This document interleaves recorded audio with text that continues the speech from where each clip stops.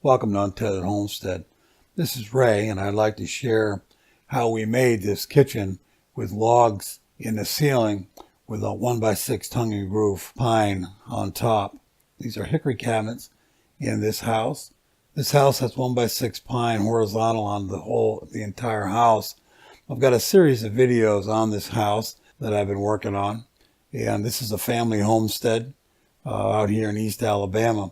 So we started on this wall because we're still waiting on the insulation to arrive to do this project. So we're going to start on this wall here. The door opening that you're looking at is the entrance into the pantry area. It will have a freezer in there. It has the electrical sub panel, shelving, and in this pantry it also has access to the back side of a bathroom, the shower, and all the plumbing in it. We put the logs inside for a while to acclimate them. You can see them sitting on the floor. We had to get the three walls of the kitchen prepared. The guy that was going to custom make these cabinets needed to come, get all of his measurements in, and start working on these cabinets. They were custom made off the project and brought in. This was a friend of the homeowner, Shannon, who did all these cabinets for him. And we've cut all these pine logs right off this homestead and brought them up on this trailer, and we're going to hand peel them all out there. But these are the logs for this house. They will have to be peeled and left to dry outside for a little time once we get the bark off. Not much dry time, but just so the cambium dries up a little bit so we can handle them. This is Jacob, who worked on most of this house project with me. There are 5 12-foot and 1 16-foot pine logs on this trailer. They all had to be hand peeled.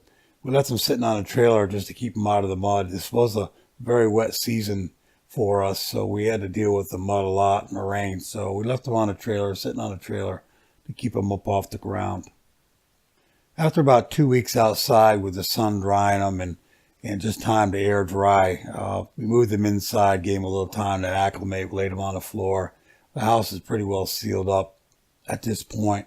Starting to get warmer weather now, so we've made it through the winter and moving into the spring. And we started with this 16-foot, 10-inch across carrying log with a pocket to the left in the wall, and it is suspended off this log to the right, bolted through to suspend it because there was no wall there. The wall was moved back because they just didn't want a wall there, and so we suspended it. Cut a 2-inch flat spot on top of each one of these logs with a sawmill. And then you see on the third one in that there's a flat spot on it. And we'll roll that over and cut them in against the wall first. And then we'll start notching them in on the carrying timber. They will be coped over the carrying log. And the theme of the whole house is the element of log construction. So you see it in the trusses. You'll see it in his kitchen. There's a carrying timber in the ceiling, so on and so forth. The insulation has arrived now. Most of it is in. We have the 1x6 on the ceiling going in. Everything is notched in, and the ceiling that you're looking at from below is completed. And now we're going to start the up on top, the ductwork, where the ductwork is going to go, where the lighting is going to go, and all the wiring for the kitchen that may be in the ceiling will be put in up top. Here we have a shot of all the logs. The ceiling will have a 6-inch raised ceiling over top of it, and that will house all the small can lights that we have for the kitchen and any ductwork that we have that needs the air into the kitchen area, and also the vent for the kitchen stove. The doors and the windows have finally arrived, and we'll start getting those in. It's, like I say, it's finally warmed up outside. We get a nice warm breeze out there now, so we're going to leave the house open a little bit and let some of this pine acclimate for as long as we can. And we're getting ready for the ceilings.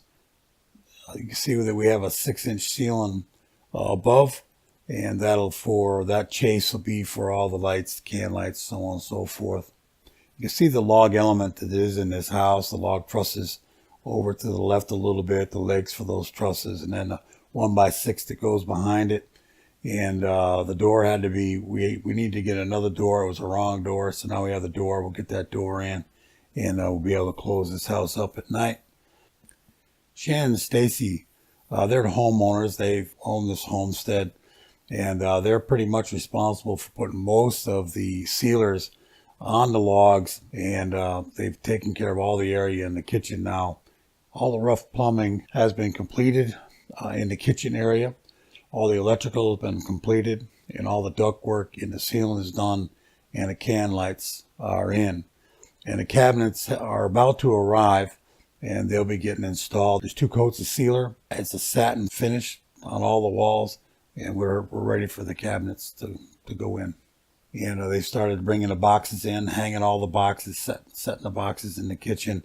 And you can see into the other room where the pantry is going to be. And in the next shot, you'll see that there's a set of doors, hickory doors that match all the cabinets in the house.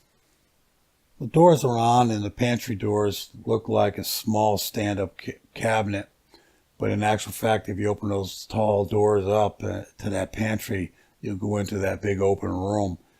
That big open room is about 6 by 8. It's just easy access from the kitchen. You just walk right in, open those 2 doors up, and walk right in.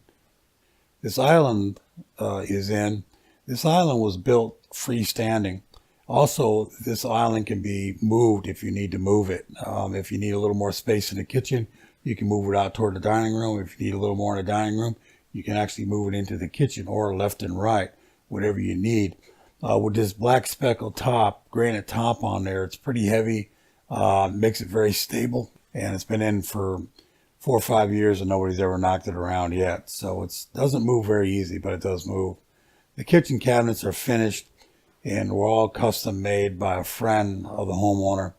And all the cans are in, the small eyeballs for the cans. They're halogen lights, and they can move them wherever they want to move them. The chandeliers are in, and this kitchen is finished up.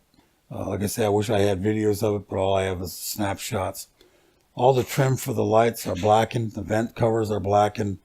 And also it just kind of really matches with that black top, black granite top. The appliances are black finish with the chrome handles. And I think this kitchen really turned out well. And I'll see you next time on Untethered Homestead. Thanks again. I ask that you might subscribe and leave a comment below.